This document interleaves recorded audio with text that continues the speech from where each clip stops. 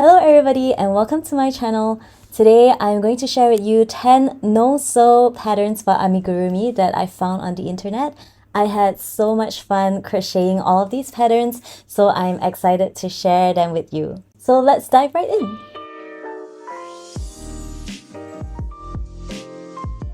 I'm going to share with you the patterns in no particular order, but at the end I'll just say which ones were my favorite, and I'll share a little bit about my experience making each pattern as well as how long it took me to make each one. The first pattern is Gertie the Gecko by Crochet Collectibles. This little creature took me an hour and 40 minutes to make. It was my first time making anything with the bobble stitch, so that was really exciting for me to try out a different kind of stitch. And it was also my first time making something with these little hands here. I'm so glad that I started off with Crochet Collectibles pattern because it's so well written. I didn't even need to watch a video to learn how to make the bobble stitch. I just learned it based off the instructions that they gave. And that was just mind-blowing to me that I could learn a stitch purely based off looking at a written paragraph. The instructions for the leg were very clear, and there was this little diagram to guide me through it. So overall, it was such a pleasant experience, and I would really recommend this pattern because look at this gecko. I never thought that I would call a gecko cute, but this little creature has changed my mind. The second pattern is this no-sew squid by, I'm gonna try saying this name, Katya Leander, and look at this picture. It's such a beautiful picture, and I just knew I had to make this squid the first time I saw it. This pattern took me a total of 2 hours to make. It was a pretty well written pattern. It's just that when it came to the tentacles, the instructions were just slightly unclear, but there are some videos provided to guide you on how to crochet it. I didn't watch the videos, I purely followed the written instructions and kind of used my own judgment a little bit. And I love how the end product turned out. It's really cute. I ended up crocheting the tentacles in a round circle and there's nothing in the middle, so that's how the squid can just sit beautifully like that. So I would definitely also recommend this squid pattern. I just do have to say that it turned out much smaller than I expected it to turn out. Here's my palm for size comparison, and I have a small hand. The next pattern is this frog by Sweet Bee Crochet, and this one took me just over an hour to make. It was my first time crocheting a leggy frog. In terms of the pattern itself, it's easy enough to follow, but the font that the pattern is written in is a little hard to read. Just be aware of that when you head over to this pattern. The font is not the easiest to read, but if you stick it out, you will get this little creature.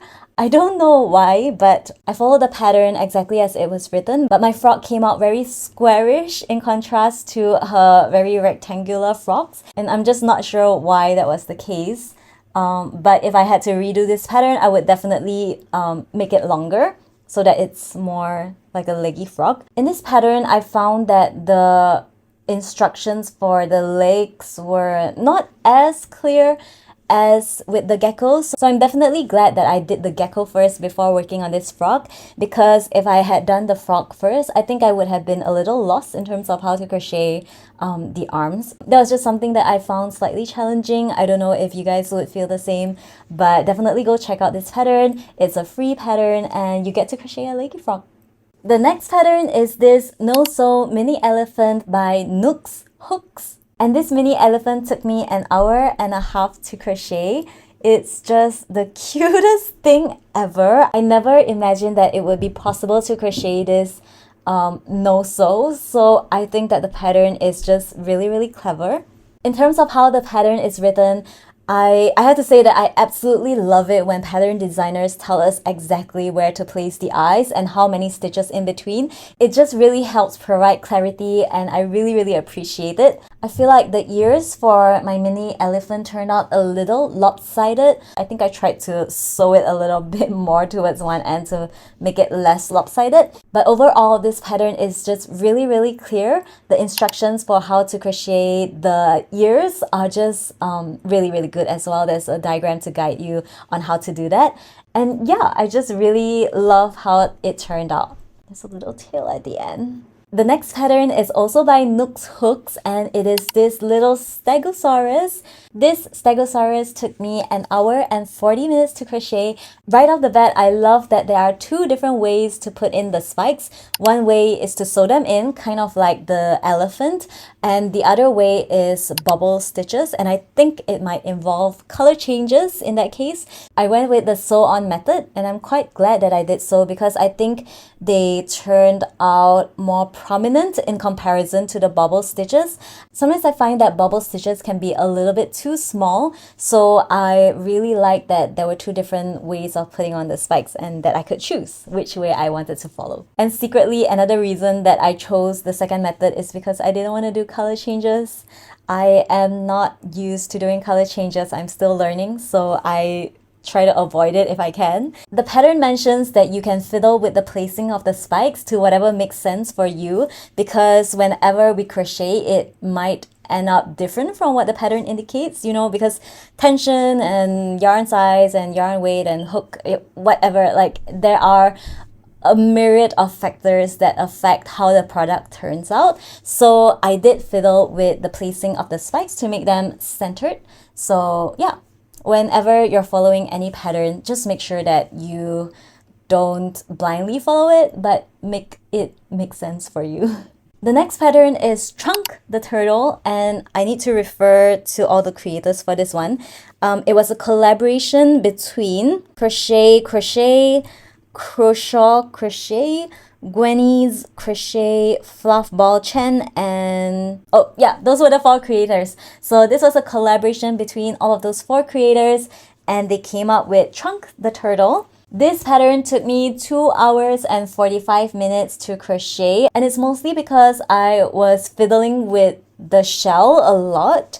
First of all, I love that the pattern tells me what I'm crocheting, because sometimes, like in these patterns, they just tell you to make a magic ring and how many stitches and increase, decrease. Eventually you figure out what you're crocheting. But this pattern, they tell you exactly which part you're crocheting, like this is the head, and then now we're doing the neck. And then it helps me see how the stitches contribute to that body part. And I really like that about this pattern. And I found that I could follow along more easily. I did have to adjust the placing of the bubble stitches to what made sense for my little turtle. I did end up doing the little booty, which is it's really cute. So the main reason why this pattern took so long was because I was fiddling with the shell. When I followed the instructions, the shell wouldn't really fit nicely on the turtle, and the strap here needed to be like 9 chains, which was crazy and it didn't look nice. So I ended up fiddling a lot with the shell to make it fit properly.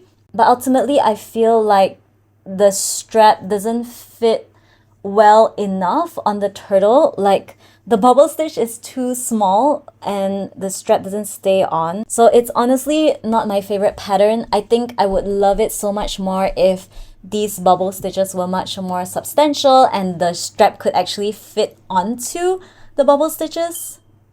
But maybe that's because I'm doing it wrong. I don't know. But I do love that there are different costumes for Trunk the Turtle. Like he has a Halloween costume, he has a Christmas costume, and I just wish that I could find a solution to this strap issue. So if any of you have tried this pattern and found a way to make it work for you, please let me know in the comments below. I would really love to hear what solutions you have.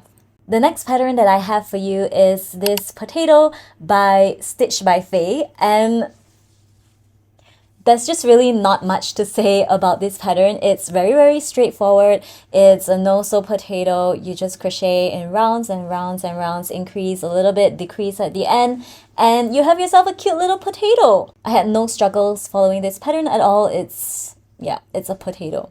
But I do have to say that it took me 2 hours, which is much longer than expected, and he also turned out much bigger than expected. So I think if you wanted to make a smaller potato, you can maybe just amend the pattern a little bit. I imagine it wouldn't be too difficult. And I think at some point I will sew some little dots onto him to make him a little bit more of an authentic looking potato. But he is cute the way he is. The next pattern is also by the same creator, Stitch by Faye, and it is this beautiful no-sew cat. I really loved making this pattern, and it took me 2 hours. I just love everything about this pattern. The way that the ears are made, the way that the little bubble stitches make up the paws, and this little tail. Everything about this pattern is perfect, and I would 100% recommend that you make this little no-sew cat. Please go and make it right now. No, finish watching this video and then go and make it. The next pattern is this no-sew broccoli by Io Co. I think that's how you say it. This little broccoli took me 3 hours to make, and it was my first time doing the popcorn stitch, so that's why it took a little longer. I think now that I've learned the popcorn stitch, it might not take as long, but definitely there's a little bit more detail and time involved in making this broccoli. The body of the broccoli, or the stalk of the broccoli itself, is pretty straightforward. I only ran into issues once I reached the top part because the popcorn stitches are really chunky, so they were obscuring some of the single crochets next to them, and I missed them. So I had to be very careful about not missing the stitches. The pattern itself says that every row at the top, and there are 3 rows, every row has 18 popcorn stitches. But I feel like that's not really feasible, because then how would you close it? And I don't know, it didn't really make a lot of sense to me, so use your judgment a little bit on this. But I had 18 popcorn stitches at the bottom, and then 15 on the second row of the top, and then I think it was 12? 1, 2, 3. Yeah, 12 popcorn stitches in the third row. And I saw some comments saying that they had 18, 12, and 9 popcorn stitches or something. So if you want to try out this pattern, just be aware that that top part may be a little bit tricky if you want to follow the pattern exactly. And if you have made the top part with exactly 18 popcorn stitches for every row, I want to know how you did it and how it looked. And as for the top part, I kind of sewed every other popcorn stitch together, and it resulted in this like star-like shape at the top, but I really don't mind it. I think maybe it's not for everybody. They might want the popcorn stitches to be tighter together so that you can't actually tell that they're sewn together. So do what you will with that information. Just know that that top part's a little tricky to navigate. So the last pattern that I have to share with you is this Pickle by Ollie's Crochet. I'm a little embarrassed to say this, but it took me an hour and a half to crochet this pickle. The main reason why this pickle took me so long is because I made a mistake and I placed the safety eyes too close together, and then I was agonizing about whether I should frog it, whether I should like take the eyes out, but you know, with safety eyes, that's impossible. So I ended up frogging part of it, but then I didn't want to waste a safety eye, so I sort of crocheted it back in. But then that ended up in a whole issue where I wasn't able to like crochet into the top of those. So it was a whole thing, and I kind of improvised my way through the rest of it. And I hope it ended up looking okay, but I definitely want to try making the pickle again. And the next time I'm gonna make sure that I don't place the safety eyes too close together.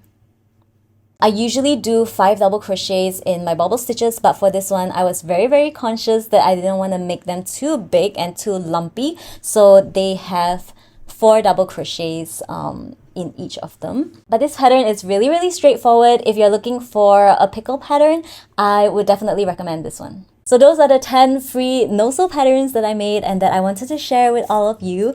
And as promised, I'm going to share my favorite ones, although from the way I was talking, you might already be able to guess which ones were my favorite. Okay, so here is the grand reveal of my favorite 3 patterns.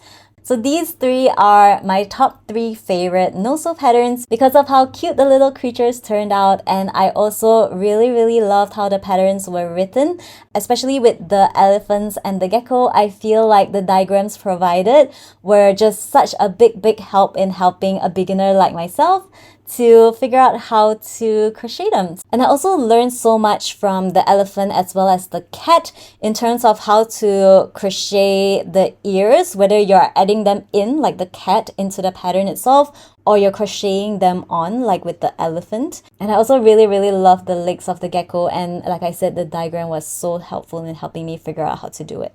Be sure to comment down below if you have tried out any of these patterns or if you are intending to try out one of these patterns. I would love to hear if this video has inspired you somehow to try out a no-sew pattern. I hope you enjoyed this video. Let me know if you want me to make another video about no-sew patterns because I would love to do that. And yes, I will see you guys in the next video. Bye!